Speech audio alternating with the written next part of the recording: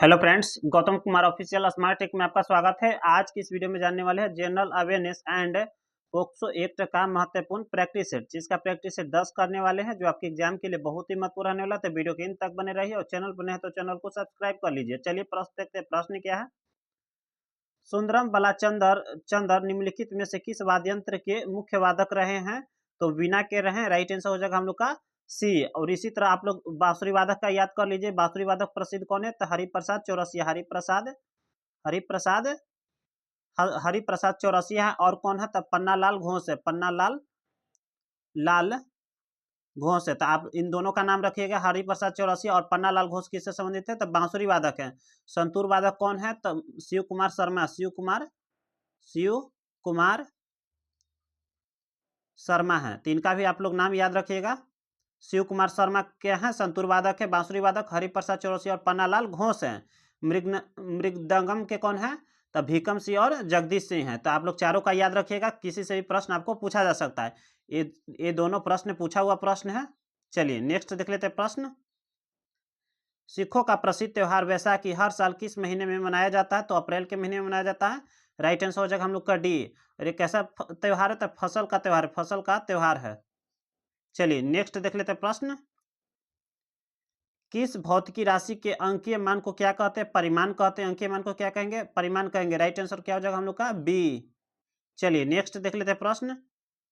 भारतीय सुदूर संवेदन संस्थान यानी कि Indian institute of remote sensing की स्थापना कहाँ हुई थी?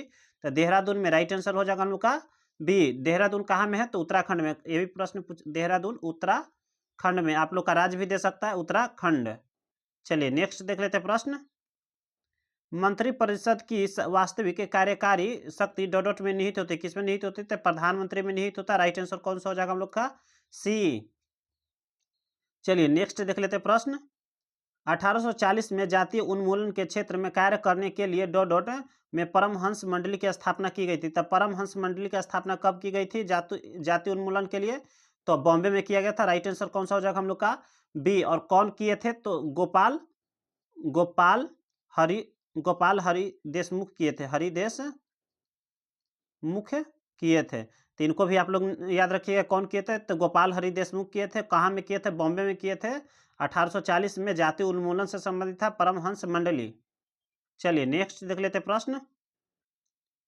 भारतीय अर्थव्यवस्था के संदर्भ में योजना बनाने के लक्ष्य के रूप में आधुनिकीकरण का उद्देश्य डॉट नहीं था। कौन सा नहीं था? तो सामाजिक दृष्टिकोण में परिवर्तन करना था। पश्चिमी जीवन शैली को अपनाना नहीं था। हम लोग का राइट आंसर कौन सा हो जाएगा? बी हो जाएगा, जो आधुनिकीकरण का लक्ष्य नहीं था। नई तकनीकी का प्रयोग करना लक्ष्य था। वस्तुओं एवं सेवाओं में उत्पादन वृद्धि करना लक्ष्य था। तो कौन नहीं था? तो पश्चिमी जीवन शैली को अपनाना लक्ष्य नहीं था आधुनिकीकरण का। तो पूछ रहा है कि उद्देश्य नहीं था, तो हम लोग का राइट आंसर कौन सा हो जाएगा? बी। चलिए नेक्स्ट देख लेते हैं प्रश्न। किसने या कितने हो जाएगा? कितने भारतीय राज्य बांग्लादेश के साथ अपनी सीमा साझा करते हैं? तो 5 राज्य हो जाएगा। राइट आंसर हो जाएगा हम लोग का सी। कौन कौन सा हो जाएगा? तो आप लोग का पश्चिम बंगाल हो जाएगा। पहला पश्चिम बंगाल। आप लोग पश्चिम बंगाल, मेघालय हो जाएगा ऊपर में, मेघालय हो जाएगा, असम हो जाएगा, मिजोरम हो जाएगा और त्रिपुरा हो जाएगा। टोटल 5 राज्य बांग्लादेश की सीमा से लगते हैं भारतीय राज्य। पश्चिम बंगाल, मेघालय, असम, मिजोरम, त्रिपुरा। राइट आंसर हो जाएगा हम लोग का ए। चलिए नेक्स्ट देख लेते हैं प्रश्न। स्तंभ ए और स्तंभ बी को मिलान करना है। देखिए, क्वाशियोरकर बीमारी होती है किसकी कमी के कारण? तब प्रोटीन के कमी के कारण। किस कारण होता है? प्रोटीन के कमी के कारण होता है। चलिए राइट आंसर हो जाएगा हम लोग का डी। कमजोर हड्डियों और मांसपेशियों की कमी किसके कारण होता है? तो कैल्शियम की कमी के कारण होता है।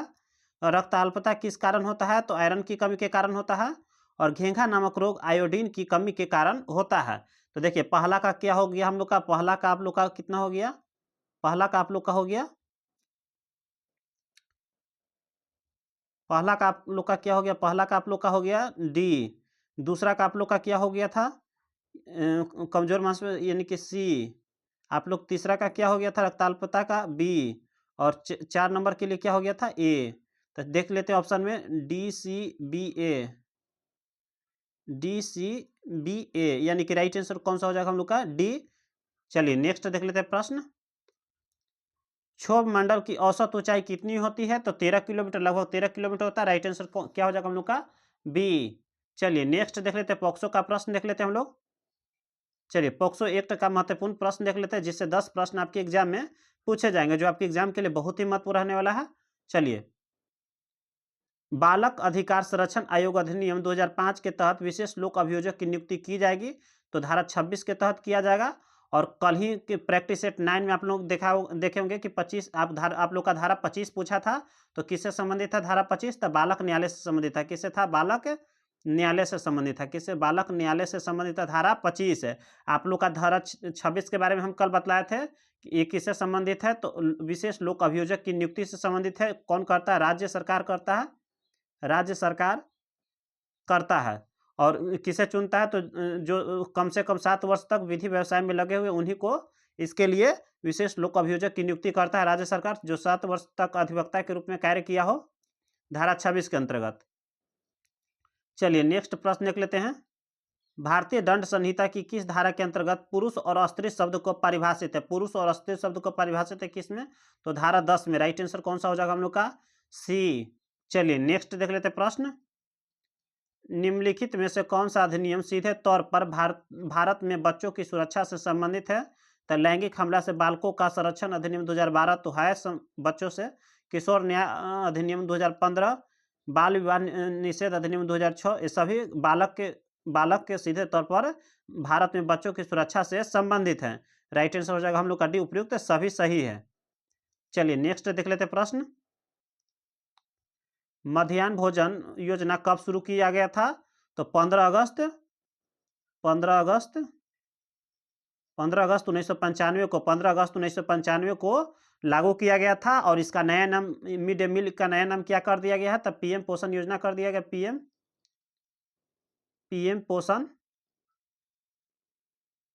पीएम पोषण शक्ति योजना कर दिया गया है। या पोषण आप लोग का आ जाएगा, पोषण योजना आ जाएगा, आप लोग का नया नाम हो गया है। चलिए नेक्स्ट देख लेते हैं प्रश्न।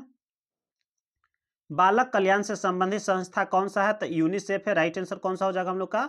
बी। यूनिसेफ का फुल फॉर्म क्या होता है? तो यूनाइटेड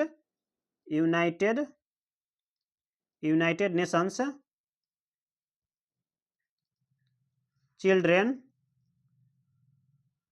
चिल्ड्रेंस फंड। यानी कि आप लोग का बाल अधिकारों को प्रोत्साहित एवं संरक्षित करने के लिए कार्य करता कौन करता है? यूनिसेफ करता है। यूनेस्को का फुल फॉर्म क्या होता है? तो United Nation education scientific and culture organization होता है यूनेस्को का। तो हम लोग का राइट आंसर हो जाएगा बालक कल्याण से संबंधित संस्था कौन है? तो यूनिसेफ है। चलिए नेक्स्ट देख लेते हैं प्रश्न। बाल श्रम प्रतिषेध और विनिमय अधिनियम 1986 का भाग 3 संबंधित है। किससे संबंधित है? तो बालकों के काम की परिस्थितियों का विनिमय से संबंधित है। राइट आंसर हो जाएगा हम लोग का बी। और टोटल इसमें कितना है? तो टोटल 4 भाग पढ़ना आप लोग का। इसके अंतर्गत 4 भाग, 26 धाराएं और एक अनुसूची आप लोग को पढ़ना है। तो इन सभी को अब याद रखिए, कितनी अनुसूची? एक अनुसूची, 26 धाराएं। ये भी प्रश्न पूछा जाता है कि कितनी धाराएं? 26 धाराएं। और कितने भाग है? 4 भाग हैं। और आप लोग का पूछा जाएगा कि उपजीविकाओं में बालकों के नियोजन प्रतिषेध है, एक किस भाग में है? तो भाग 2 में है। कुछ उपजीविकाओं में लगाए जाते हैं, उसके लिए प्रतिषेध है। और प्रकीर्णन किससे संबंधित है? भाग 4 में प्रकीर्णन से संबंधित है। चलिए नेक्स्ट देख लेते हैं प्रश्न। अनैतिक व्यापार निवारण अधिनियम 1950 में सुधार संस्था में निरोध दिया गया। किसमें दिया गया? तो धारा 10 के ए में दिया गया। किसमें दिया? धारा 10 के ए में दिया गया है। और इसमें बताया गया है कि वेश्यावृत्ति इसके अंतर्गत बताया गया कि वेश्यावृत्ति में संलिप्त महिलाओं को धारा 10 ए के तहत अंतर्गत सुधार संस्था में निरोध दिया गया है। चलिए नेक्स्ट देख लेते प्रश्न। लैंगिक अपराध अधिनियम में से बच्चों का संरक्षण अधिनियम 2012, जो नवंबर 2012 में प्रवर्तन में आया, इसके अंतर्गत बालक या लड़के या लड़कियां जिसकी उम्र 18 वर्ष है या 18 वर्ष से कम है। राइट आंसर कौन सा हो जाएगा हम लोग का? डी। चलिए नेक्स्ट देख लेते प्रश्न। बाल विवाह प्रतिषेध अधिनियम 2006 में अवयस्क परिभाषित है। किसमें है? तो एफ से संबंधित है। धारा 2 के एफ से परिभाषित है क्या? अवयस्क। चलिए नेक्स्ट देख लेते प्रश्न। जनांकीय में लिंग अनुपात संदर्भ है या लिंगानुपात आप लोग का पूछा जाएगा तो किससे संबंधित है? तो प्रति 1000 पुरुषों के साथ महिलाओं के अनुपात। राइट आंसर कौन सा हो जाएगा हम लोग का?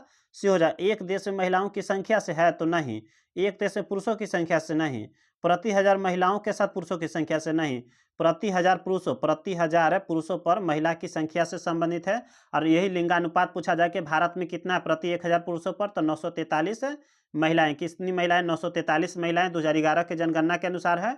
और यही पूछा जाएगा कि सबसे अधिक लिंगानुपात कहाँ है? तो केरल में है। सबसे कम कहाँ? हरियाणा में है। चलिए आज के लिए इतना ही। आज का लास्ट प्रैक्टिस सेट था 10। चलिए जय हिंद।